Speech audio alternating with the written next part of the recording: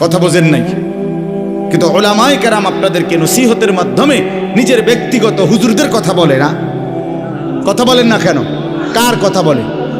আল্লাহর কথা বলে, রাসূলুল্লাহ সাল্লাল্লাহু আলাইহি সাল্লামের কথা বলে। তো সেটা বাদ দিলেন কেন? সেটা বাদ দিবেন। আমার ব্যক্তিগত কথা তো আপনাদের ধরতে বলি নাই, আমার ব্যক্তিগত কথা বলি, আপনারা দেখি গ্রহণ করেন কিনা বলেন।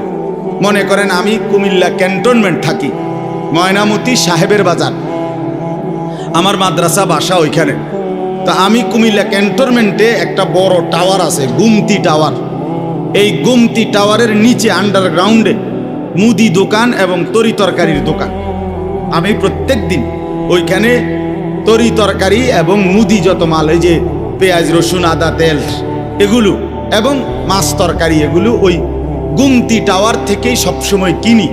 আপনারাও সবাই নিয়ত করেন ইনশাআল্লাহ এখন থেকে সবাই কুমিল্লা ক্যান্টনমেন্ট গুমতি টাওয়ার থেকেই তরকারি এবং চাল ডাল তেল কিনবেন। বলেন ইনশাআল্লাহ। কথা বলেন না তো? তা আপনি কি বলবেন? কি কি হুজুর আপনি পাগল হইলেন? আমি কিনতাম, আমার আমনের ক্যান্টনমেন্ট আমি কিনতাম যাবো? আমাকে দেশে কি মাছ তরকারির অভাব পড়ছে নি? ঠিক কিনা বলেন না কেন? তাহলে এইটা না আমার ব্যক্তিগত কথা, কথাটা আমার বুঝছেননি? এইটারে তো আপনারে মানতে কই নাই আমি তো বলি না আপনারে যে আপনি আমার লগে গিয়ে বাজার করেন। তাহলে আপনি যে বললেন হুজুর এরম কয়, হুজুরের সব কথা ধরলে চলন যাইতো না বর্তমান জমানায়। আপনারা তো আমার একটা কথাও ধরতে বলি নাই, আপনাকে বলছি আল্লাহর কথা না ধরতে।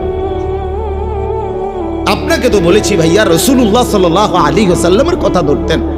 আল্লাহর কথা ফিরায় দেয় কেমনে? নবীর কথা ফিরায় দেয়।